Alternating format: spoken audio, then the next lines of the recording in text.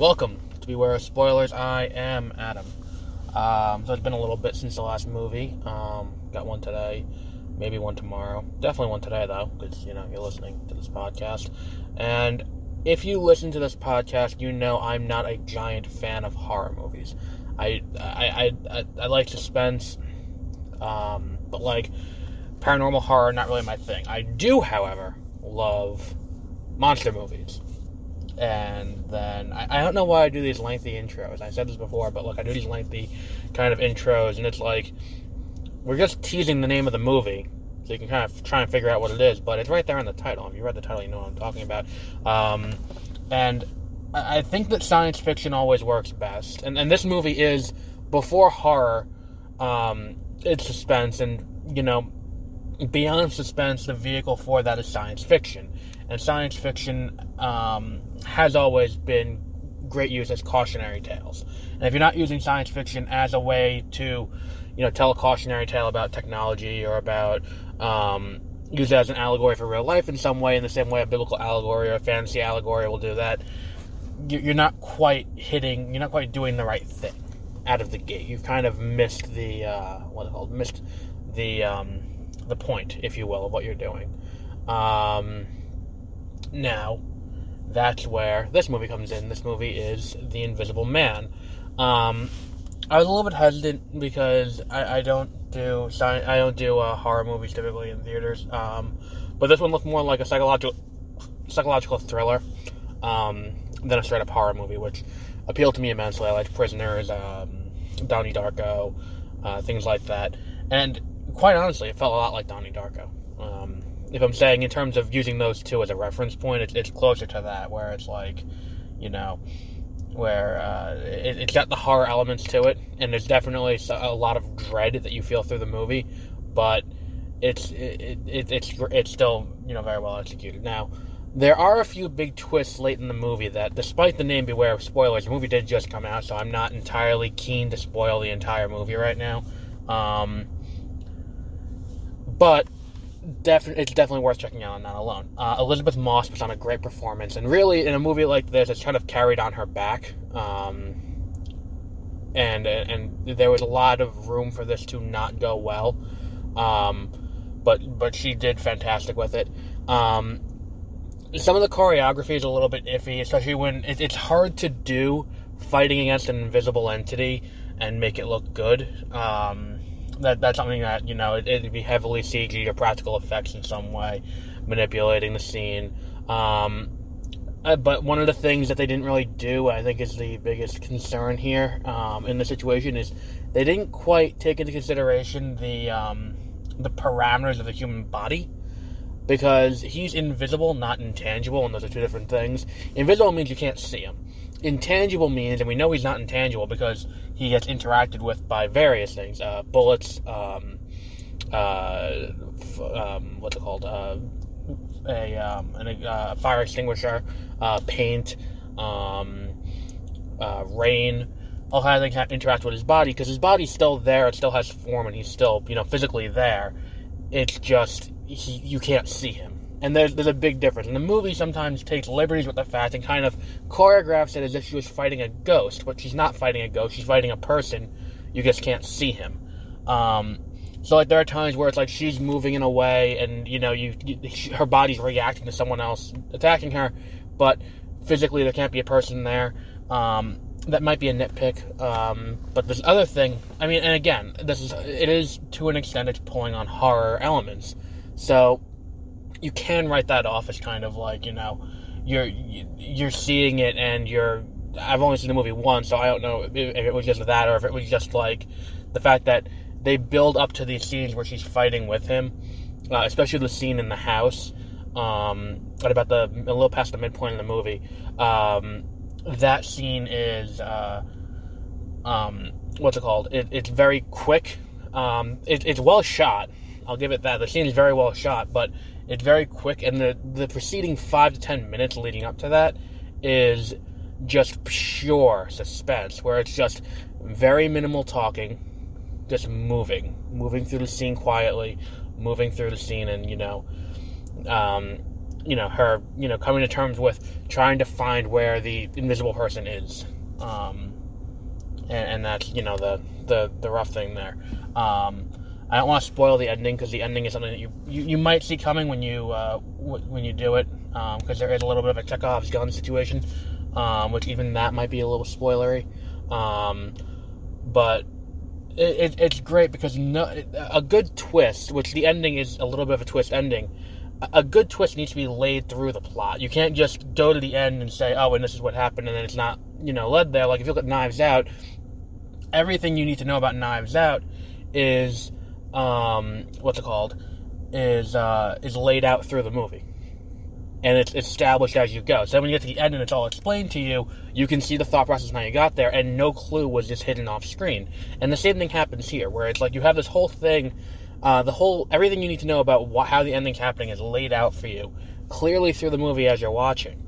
And then when you get to the end, it kind of all lays into itself and plays out well. And it's very well done. And that's a very important aspect of building a narrative. What else is there I want to talk about with this?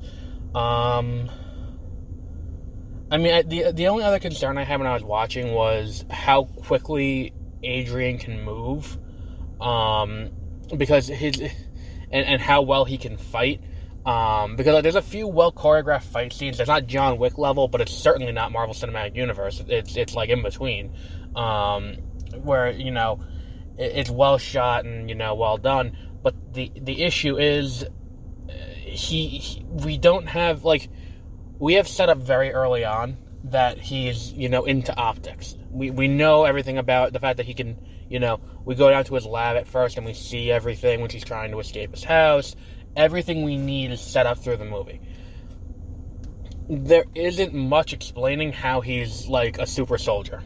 And that's what the movie's kind of missing. Is that explanation as to how he's able to do that. At 2 hours and 4 minutes, you could have fit that in if you cut out 3 establishing shots of San Francisco. You could have fit that in pretty easily. And it's not even good establishing shots. It's trailer establishing shots, where it's a slow pan from a helicopter over a city that you would use over a wall like that to kind of set the scene in the beginning of a trailer. That happens 4 or 5 times in this movie. If you cut out 3 of them, you wouldn't lose them. You can cut out all of them, but you don't really need too much in terms of that to do a scene transition. What else was there I wanted to talk about with this? Elephant in the Room, the Dark Universe. Because originally, when they announced the Dark Universe was happening, I was gung-ho, because you got Javier Bardem as Frankenstein's monster, Tom Cruise playing whoever Tom Cruise played in The Mummy, but Sofia Boutella during that 2-year period where she was in literally everything. Then, and we also had, I remember they cast someone as the Bride of Frankenstein, and they cast Johnny Depp as, as the Invisible Man.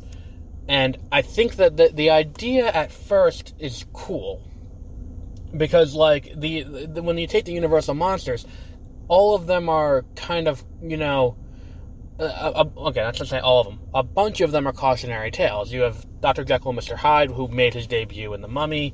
The plot of The Mummy itself is not to go fucking around with things you don't know. You could get, shit happening. There was Frankenstein's monsters obviously don't fuck with death. The Invisible Man is don't fuck with things you don't understand, and it could end up poorly for you. But the difference is here, they flipped that on its head. By making him into the abuser in the situation, it makes the movie a whole new way to look at it. And really, I'm happy they did this rather than doing the original plan for the Interconnected Dark Universe, which would have been made a million times better if Tom Cruise was just playing Van Helsing, and then the team-up movie was just him fighting all the monsters. That would have been a lot better. But that's not what they did. And I think that with this, doing the quote-unquote Elseworld style, like what Joker is to the DC Extended Universe, and to an extent, letting everyone do what they want, letting the directors take the approach they want, and tell the story they want while using this IP is probably the best way to do it. And I wish that more things would take this approach, because it would allow us more creative storytelling with established IP. If you're going to use established IP, and that's all anyone's doing now, because you got the established fan base and it's got all of that, if you're going to do that anyway, you might as well just let them, have free reign with it and do what they want to do with it. So yeah. So I think we'll wrap up there for today. If you have not seen this movie yet, it only did about $40 million in its opening weekend box office. Definitely go check it out. Definitely worth your time. It's fantastic. It's well acted, and you can tell it's low budget, and that's not a knock. But that's how these movies, where you don't know how it's gonna do, should be done. And that all goes down to Jason Blum over at Blumhouse. He knows exactly what he's doing when he produces these movies. They may not all be good. But at the amount of money that he puts into the movie for the return, if even half of them are good, he's going to stay in business for a long time. Because this is good. Happy Death Day was apparently very good and had a good return. Fantasy Island was crap. But if they let him do this with other characters, that might be the best way to go from here. Have him tell a Frankenstein story. Have him find someone who wants to tell a Frankenstein story and go with that. And if you look at the cast here, there wasn't too many huge actors in this movie. It was like Elizabeth Moss, the friend, James. I feel like I've seen him before. There was knockoff Jake Gyllenhaal, little girl, who looked familiar from some other movie. Who else was there? Little girl who was a senior in high school, but also like 10. So yeah, so we'll wrap up there for today. What else was that it? If I do a movie tomorrow, it will be Sonic the Hedgehog. Finally getting around to see that. But this movie, if you have not seen this movie, definitely go see it. It's a terrific portrayal of an abusive relationship, and how that can take a psychological toll on someone. And even if you take away the fact that if you made it where it's just the movie still works if you take out the science fiction aspect of it. The movie still works just as well, because you can tell the story where it's in her head, and it still works the exact same way. So the story is grounded well, and that's an important thing when you do science fiction. If you do science fiction and you take the science out of it and the story doesn't work, or if you do a horror movie and you take the horror out of it and it doesn't work, or if you do a comedy and you take the comedy out of it and it doesn't work, it means you failed somewhere along the way in telling the story. Because there still needs to be a basis story for you to tell. And again, I've already wrapped it up twice, but that's going to be the end of it, the last thought for today. We'll be back maybe tomorrow with Sonic. If not tomorrow, maybe Onward this weekend. I don't know. I'll look at my schedule for Sunday, see what's playing. We'll try and figure out something then. So until then, have a great rest of your day.